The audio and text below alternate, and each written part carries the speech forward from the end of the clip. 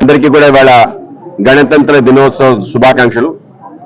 గణతంత్రం అంటే మనకి ఒక రెడ్ లెటర్ డేగా చిన్నప్పుడు మనం చెప్పుకుంటాం. కేవలం రెడ్ లెటర్ డే కాకుండా మనందరం కూడా ఒకసారి దేశం కోసం ఏవైతే మన యొక్క దేశాన్ని ఏర్పడటం కోసం మొత్తం అన్ని రాష్ట్రాల్ని కలిపి అన్ని గణరాజ్యాల్ని కలిపి ఒక దేశంగా మలిచిన సర్దార్ పటేల్ని తప్పనిసరిగా ఈరోజు గుర్తుంచుకోవాలి.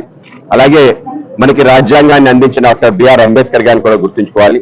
వీళ్ళిద్దరి యొక్క మహానుభావుల యొక్క ప్రయత్నం కారణంగా ఇవాళ భారతదేశం ఈ రూపంలో ఉంది. వాళ్ళు కానీ ఆ ప్రయత్నం చేసుకుని ఉండకపోతే ఈరోజు అనేక రకాల ముక్కలు చెక్కలుగా దేశంలో అశాంతి అలాగే అనేక రకాల విషయాలు జరుగుతుండేవి.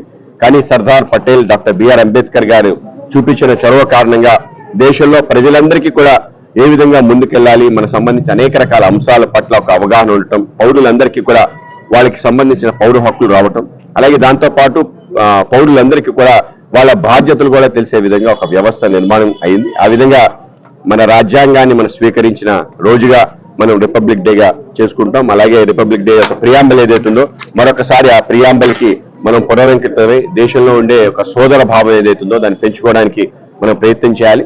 ఇన్ని ఏళ్లు గడిచినా ఇప్పటికీ కూడా దేవుడు పేరు మీద కొట్టుకునే ఒక పరిస్థితి ఏదైతుందో ఈ దేశంలో పోవాలి. పాకిస్తాన్ ఈ యొక్క దేవుడు అనే ఒక పేరు మీద నా దేవుడు గొప్ప, నీ దేవుడు తక్కువ, కనుక నా ఒక దేవుడిని ఆరాధించే వాళ్ళందరూ ఒక స్థలంలో ఎక్కువ ఉంటే వాళ్ళందరిది వేరే దేశం మారాలి అనే ఒక ఆలోచన ఏదైతుందో అది ఇంకొకసారి ఈ దేశంలో జనించకూడదు. ఎవరు ఏ ఇష్టం ఉన్నా ఆ ఇష్టం ప్రకారం వాళ్ళకున్న ముందుకెళ్లే విధంగా ఒక వ్యవస్థ నిర్మాణం కావాలి.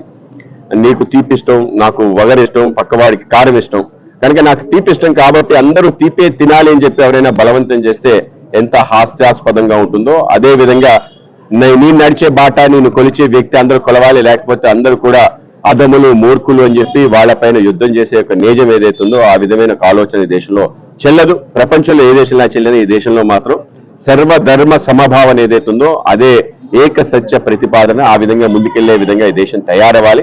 ఇక ధర్మం పైన మనం కొట్టుకునే పరిస్థితి, మతం పైన మనం కొట్టుకునే పరిస్థితి, నా మతం గొప్ప అనే ఆలోచన, దీనిపైన అనేక రకాల చర్చలు జరగాల్సిన అవసరం లేదు. ఈ దేశంలో అన్ని ధర్మాల్ని అన్ని మతాల్ని ఒకేలా చూసే ఒక సంస్కృతి ఉంది, అదే భారతీయ సంస్కృతి. ఆ విధంగా ఈ యొక్క భారతీయ సంస్కృతికి అతి మూలం ఏమిటంటే ఈ పుడమి నా తల్లి నీ నామే పుత్రుడిని. కనుక ఆ విధంగా ఈ యొక్క భూమి పట్ల అందరికీ కూడా ఒకే రకమైన భావన, ఆ భూమి తప్ప ఇంకేది ముఖ్యం కాదు. Nation first party next self last అనే సిద్ధాంతం ఏదైతే భారతీయ జనతా పార్టీ అవలంబిస్తుందో తప్పనిసరిగా అదే అందరికీ తారక మంత్రం కావాలి. నేషన్ ఫస్ట్ అనేది ఆ యొక్క ప్రిన్సిపల్ తోనే అందరూ కూడా మత విభేదాలు కుల విభేదాలు అన్ని కూడా పక్కన పెట్టి ముందుకెళ్లాల్సిన అవసరం ఉంది. ఆ విధంగా మనందరం పునరంకితం కావడానికే ఈ యొక్క గణతంత్ర దినోత్సవ వేడుకలు. ఆ విధంగా పెద్ద ఎత్తున ఇవాళ దేశానికి సంబంధించిన ఏదైతే రాజధానిలో పెద్ద ఎత్తున అన్ని రాష్ట్రాల యొక్క శకటాల ప్రదర్శన, అన్ని కవాతులు లాంటి అనేక అంశాలతో పాటు విదేశీ ప్రతినిధులు తీసుకొచ్చి దేశ వైభవాన్ని చూపించే గొప్ప కార్యక్రమం. కనుక ఆ కార్యక్రమానికి మనం అందరం గర్వించాలి. భారతదేశం చాలా ప్రగతి పదాన్ని ముందుకెళ్తుంది. మన ప్రీతమ ప్రధాని నరేంద్ర మోడీ గారి నేతృత్వంలో ఆత్మ నిర్భర్ భారత్ వైపు అడుగులు వేస్తుంది. 2047 కల్లా వికసిత భారతంగా తయారవుతుంది. ఒక డెవలప్ నేషన్ గా ప్రపంచంలో నెంబర్ 1 దేశంగా మారబోతుంది.